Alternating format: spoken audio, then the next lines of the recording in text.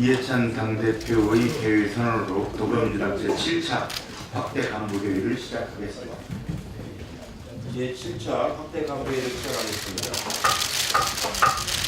이해찬 당대표의 발언이 있겠습니다.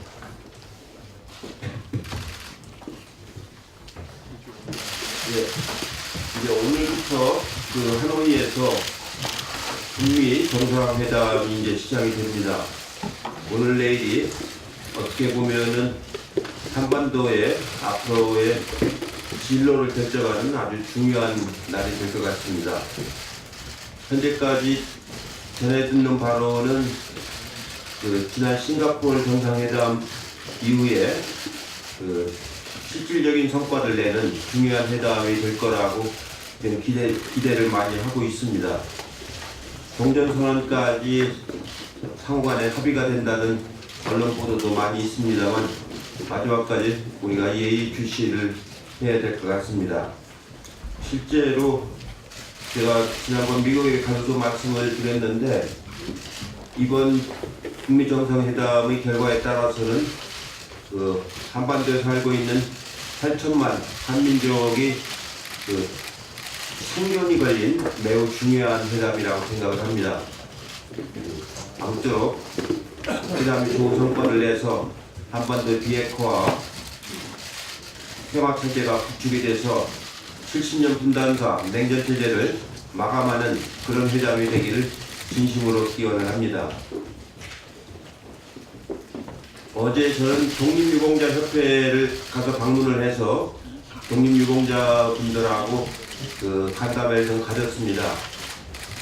한 분은 1919년생이시니까 꼭 100세가 되신 분이 계셨습니다.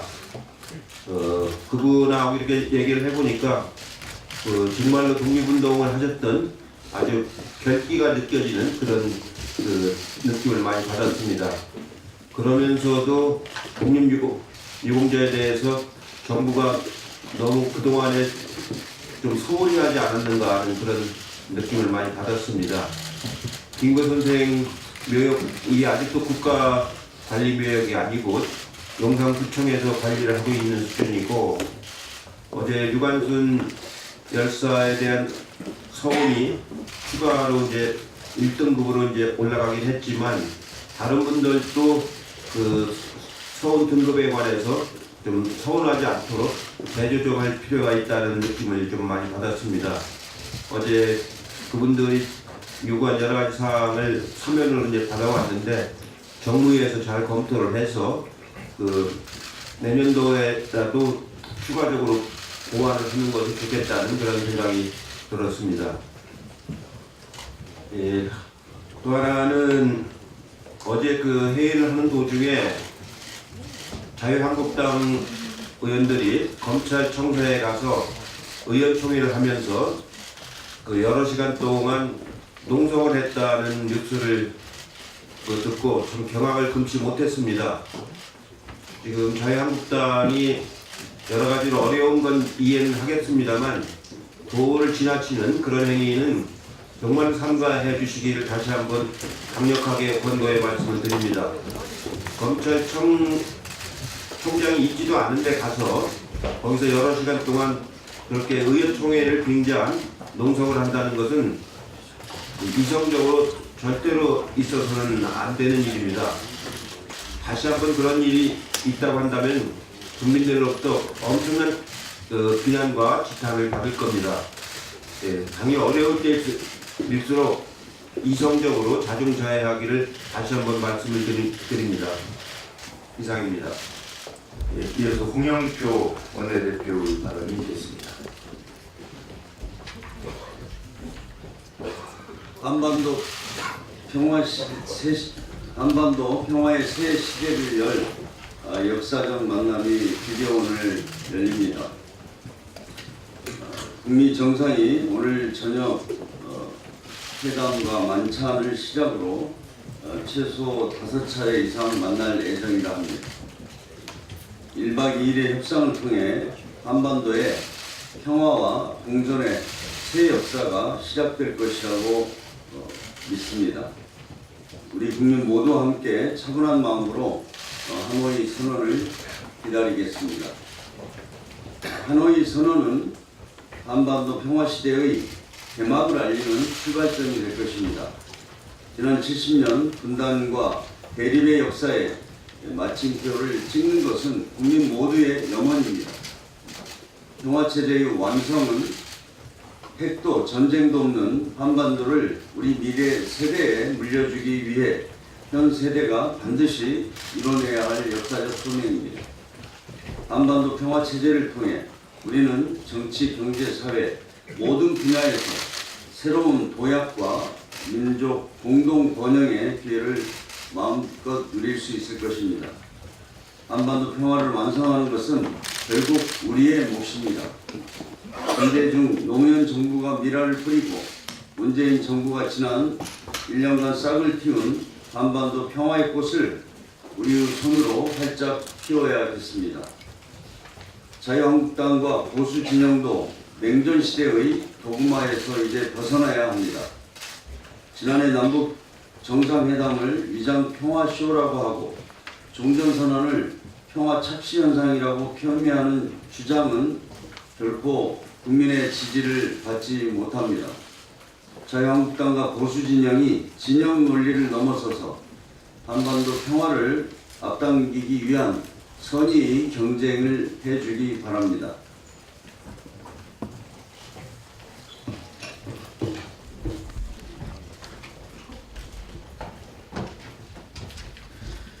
예, 김혜영 최고위원이 발언 있겠습니다. 예, 조 대표님께서 말씀을 주셨지만 워낙 중요한 사안이라 한 번 더 언급하겠습니다. 오늘부터 이틀간 2차 북미 정상회담이 진행됩니다. 역사적인 이번 회담의 성공적인 개최를 통해서 한반도에 평화가 뿌리내리고 공동의 번영으로 나아가기를 기원합니다. 오는 3월 1일은 평화적으로 우리 민족 독립의 당위성을 전 세계에 알리며 대한민국 임시정부 수립의 계기가 된 3.1 혁명 100주년이 되는 날입니다. 지난 26일 정부는 그동안 3등급인 건국훈장 독립장으로 추서로 지적이 되어왔던 유관순 열사에게 1등급인 건국훈장 대한민국장을 추서한다고 밝혔습니다.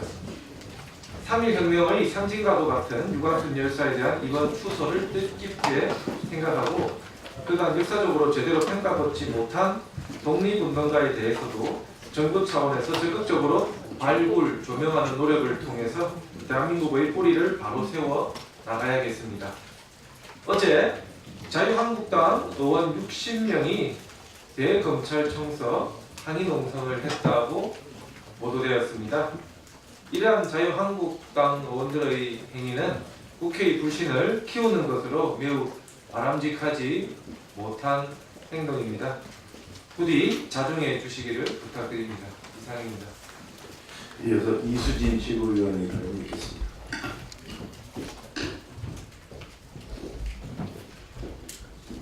네.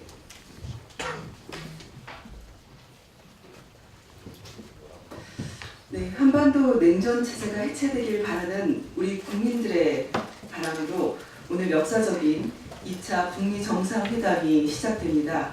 앞에서 언급을 많이 해주셨는데요. 그만큼 저희 국민들 세계가 이목을 집중을 하고 있습니다. 이번 북미 정상회담은 어느 때보다 종전선언 합의 가능성을 염두에 두고 있기 때문에 더욱더 의미가 깊습니다. 지난 평양 정상회담 때처럼 큰 평화의 메시지가 나오기를 기대해 봅니다. 무엇보다 남북 경제협력에 대한 조치로 개성공단 재가동과 금강산 관광 재개도 다시 열려서 서로가 교류를 할 수 있는 그런 터전들이 마련됐으면 좋겠습니다. 오늘 북미 정상회담을 앞두고 대통령께서 신한반도 체제의 주도적 준비에 대한 말씀을 해주셨습니다. 그러나 이런 현실적으로 굉장히 중요한 거에 대해서 대북 퍼주기라는 시대착오적이고 구태의연한 공세는 야당 쪽에서 여전한 것 같습니다. 마치 문을 걸어 잠그고 교육 통상하지 말라는 조선말 세국 정책을 주장한 듯한 자유한국당의 모습입니다. 이제는 전환의 시대입니다. 더 이상 퍼주기 타령은 그만하고 어떻게 평화와 통일의 문을 전체 국민들의 염원으로 열어낼 것인지 그런 고민들 함께 해주시길 바랍니다. 지난 14일 하나 대전공장 폭발 사고로 20일 현대제철 당진공장 사고를 기억하실 겁니다. 이 두 사고의 공통점은 빈번하게 사고가 발생했다는 점입니다. 다시 말해 사고를 예방할 수 있음에도 계속 사고가 이어지고 있는 것입니다. 단 한 명의 안전보건관리 담당자가 현장에 존재했습니다. 안전관리 등급 최하점을 맞았다는 것도 공통됩니다. 어제 하나 대전공장 폭발 사고 유가족분들이 기자회견을 열었습니다. 5살 딸을 둔 31살의 청년 노동자, 출근한 지 한 달밖에 되지 않은 24살 청년의 목숨과 꿈은 사라지고 가족은 더 이상 그들을 볼 수 없게 됐다고 이야기하셨습니다. 위험의 외주화를 포함한 우리 경제 전체적인 시스템과 체질을 바꾸는 노동시장과 노사 관계의 개혁을 하루빨리 진행해야 합니다. 이번 사건의 철저한 사고 조사와 책임자 처벌, 이러한 사건이 되풀이되지 않기 위해 우리 당도 적극적으로 살펴보도록 하겠습니다. 이상입니다. 예, 이어서 박주민 최고위원의 발언이 있겠습니다. 예, 드디어 역사적인 2차 북미 정상회담이 막을 올렸습니다. 8개월 만입니다. 한반도 비핵화에 한 발짝 다가서는 회담이 될 것으로 기대합니다. 평화를 만드는 확실한 계기가 되기를 진심으로 바랍니다. 제가 이제 금요일 저녁마다, 매주 금요일 저녁마다 저희 지역구에서 공수처 설치를 위한 서명전을 하고 있습니다. 당원들과 같이 하고 있는데요. SNS에서 이 서명전을 보신 분들이 전국 각지에서 응원과 격려의 편지를 보내주고 계십니다. 그 중에 제가 몇 장을 좀 들고 왔는데요. 특히 그 중에서 좀 짧은 거 2개 정도만 소개를 해보고자 합니다.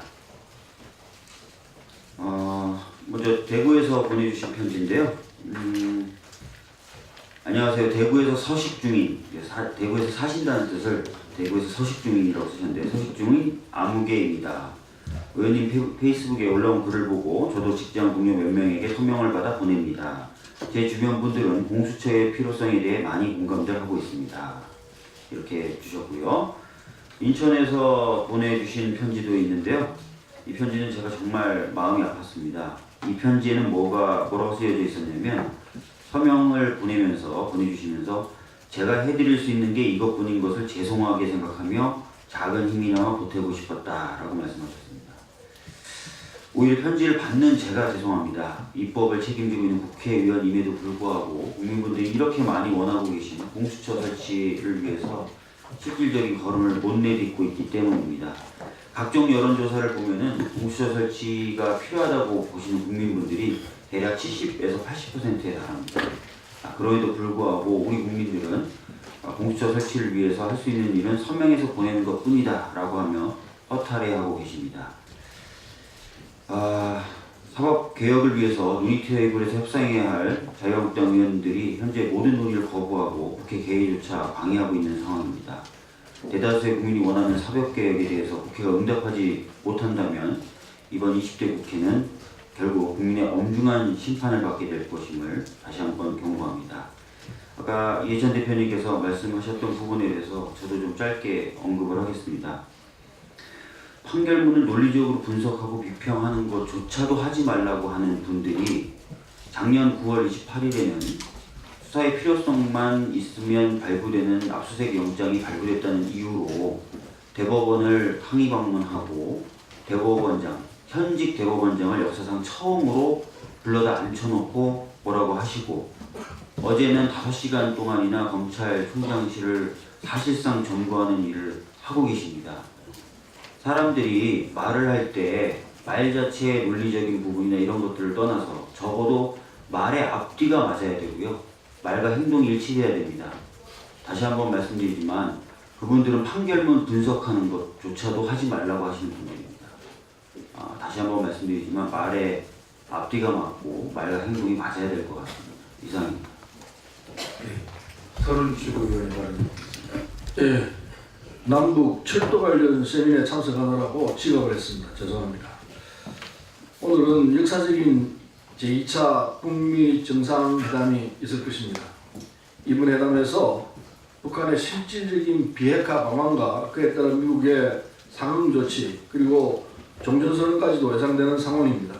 한반도 비핵화와 항구적 평화에 대한 기대가 그 어느 때보다 크다고 생각합니다. 그런 만큼 이제 정치권의 대승적 협력이 중요한 시점이라고 봅니다. 지난 25일 여야 5당은 2차 북미 정상회담의 성공적 개최 기대와 이후 상황에 초당적으로 대처하기로 합의하고 공동성명을 채택한 바 있습니다. 그러나 자유한국당은 공동성명을 채택한 날 1년간 총 300억 이상, 단연간 총 500억 이상의 기금이 남북경협사회에 사용될 경우 국회 사전보고와 의결을 거치도록 하는 내용의 남북협력기금법 개정안을 당론으로 제출하여 앞뒤가 전혀 다른 모습을 보이고 있습니다. 기금은 국가가 특정한 목적을 위해 특정한 자금을 신축적으로 운영할 필요가 있을 때 하나여 법률로서 설치한 자금입니다. 기금 운영 사업에 대해 국회 사전보고와 의결 규정을 만든다면 기금의 독립성을 해치는 것뿐만 아니라 상황에 따라 탄력적이고 효과적인 운영을 목적으로 하는 기금의 취지에 어긋납니다. 현재 국가가 설치한 기금 중 이렇게 과도한 제한을 받는 기금은 없습니다. 2차 북미 정상회담 이후 대북 제재 완화와 이에 따른 남북협력 활성화가 예측되는 상황에서 남북협력기금 사용에 발목을 잡는 태도는 한반도 평화 프로세스의 발목을 잡는 것입니다.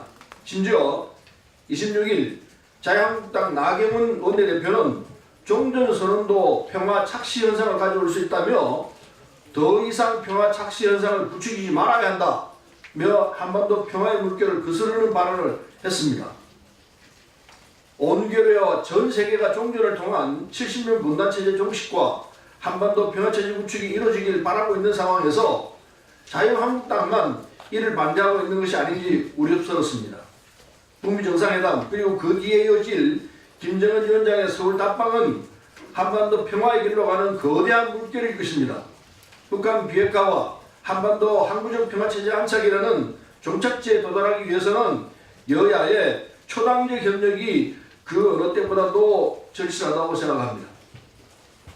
자유한국당은 여야 정치권 모두 국민이 진정 바라는 것이 무엇인지 돌아보고 봄과 함께 찾아올 돌이킬 수 없는 한반도 평화의 물결에 힘을 모아 평화의 별을 띄우고 순항시켜 나가자는 말씀을 드리는 바입니다. 이상입니다. 남인순 최고위원의 발언이 있겠습니다. 네, 오늘은 참 설레는 날입니다. 하노이에서 한반도 냉전이 해체되고 평화체제의 훈풍이 불어오길 정말 간절히 바랍니다. 우리는 3.1절 100주년입니다. 지금까지 독립을 위해서 모든 걸 내던진 영웅들 이름 속에 여성은 늘 뒷전이었습니다. 여성은 독립운동에 주도적인 역할을 못하고 조력자 역할을 했을 것이라는 잘못된 생각이 자랑스러운 독립운동의 역사 속에서 여성을 지워왔습니다. 이런 가운데 기쁜 소식이 있었습니다. 정부가 3.1운동과 독립운동의 상징인 유관순 열사에게 1등급인 건국훈장, 대한민국장을 추가 서원하기로 결정한 것입니다. 대한민국장을 받은 국내 여성 독립운동가가 한 분도 없었기에 그 의미가 더 특별합니다. 특히 3.1운동 100주년을 맞이하여 최고 훈장인 대한민국장을 수여해야 한다는 국민적 열망이 실현되어 환영합니다. 독립운동에 참여한 것으로 추정되는 2,000여 명의 여성 독립운동가 중에서 실제로 훈장을 받으신 분은 300여 분에 불과합니다. 2018년 11월 기준으로 독립유공자로 포상을 받은 인원은 1만 5천여 명에 달하지만 그 중에 여성은 357명으로 2.4%에 불과합니다. 우리 여성들은 당시의 사회적 지위와 체포된 여성 독립운동가들이 민족적인 차별과 성차별의 이중의 고통을 받은 것을 고려한다면 치열한 독립운동 현장에 뛰어든 여성들의 공적은 역사적으로 가치가 크다고 생각을 합니다. 앞으로 여성 독립운동가의 추가 발굴과 서원 작업에 힘써야 할 것입니다. 이상입니다. 이형석 최고위원의 발언이 있겠습니다. 예, 많은 분들이 오늘 북미 정상회담에 대해서 언급을 해주셨습니다. 아마 지구적 관심이 지금 베트남 하노이에 집중되고 있는 것 같습니다. 그리고 관심은 평화라는 한 단어에 집중되고 있습니다. 그렇지만 유독 나경원 자유한국당 원내대표와 자유한국당만은 이 평화, 종전에 대한 두려움을 좀 갖고 있지 않는가 생각을 했습니다. 평화라는 가면을 쓰고 한미동맹 와해가 염려된다, 대한민국의 무장해제가 염려된다, 이런 표현들을 연일 내뱉고 있고, 특히 또 각 사안마다 조건들을 내걸고 있습니다. 이제 새로운 한반도 질서에 나경원 원내대표를 포함한 자유한국당도 즉각적인 조건 없는 동참을 촉구합니다. 천안함의 아픔, 그리고 연평도의 아픔, 이런 과거의 분단의 아픔을 항구적으로 종식시킬 수 있는 절체절명의 기회가 한반도에 주어지고 있습니다. 이 기회에 자유한국당의 적극적인 동참을 다시 한번 촉구드립니다. 이상입니다. 이어서 전용기 전국대학생위원장의 발언이 있겠습니다.